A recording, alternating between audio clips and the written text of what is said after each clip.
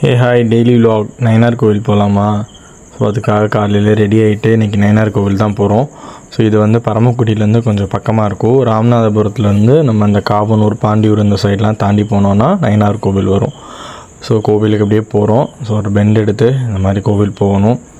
So bus எல்லாமே இந்த கோவிலுக்கு வந்து அடிக்கடி இருக்குது அரண்மனையிலேருந்து. ஸோ ஈஸியாக வந்து நம்ம வந்து ரீச் பண்ண முடியும் இந்த கோவிலை. ஸோ முடிஞ்ச வரைக்கும் எல்லாருமே இந்த கோவிலுக்கு ஒரு தடவை போயிட்டு வாங்க. ரொம்பவே பழமை வாய்ந்த அரண்மனையோட ராமநாதபுரம் சமஸ்தானம் தேவஸ்தானத்துக்கு பாத்தியப்பட்ட ஒரு சிவாலயம் தான் இந்த நயினார் கோவில்.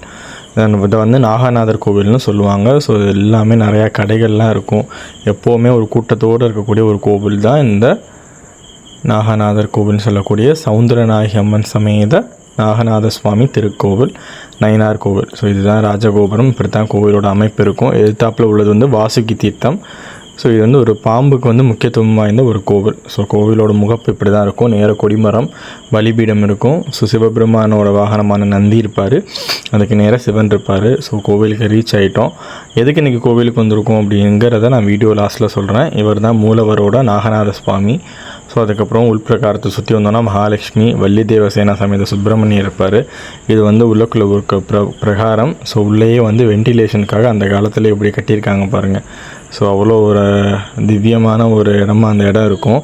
ஸோ அந்த கோயிலுக்கு போகிறோம். எல்லாமே வந்து அந்த கருங்கல்லால் ஆன மண்டபங்கள்.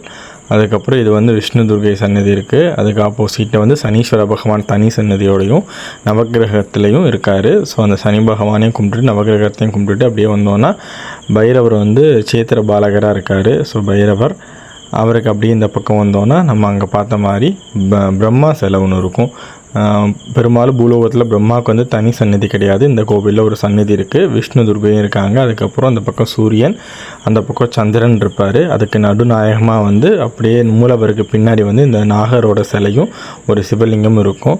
ஸோ இதோட டீட்டெயில் வீடியோ வந்து நம்ம சேனலில் இருக்குது. அது வேணும்னா அதை போய் பாருங்கள். ஸோ அதுக்கப்புறம் சூரிய சந்திரருக்கு அப்புறம் 63 நாயன்மார்கள் இருப்பாங்க. ஸோ எல்லோரும் வரிசையாக அந்த 63 நாயன்மார்களும் சைவ குறவர்கள்னு சொல்லுவோம். அவங்க எல்லாருமே வந்து வரிசையாக அங்கே இருக்காங்க. ஸோ அவங்களுக்கு வந்து சிவபார்வதி தரிசனத்தோடு அந்த சிலைகள்லாம் அமைக்கப்பட்டிருக்கு.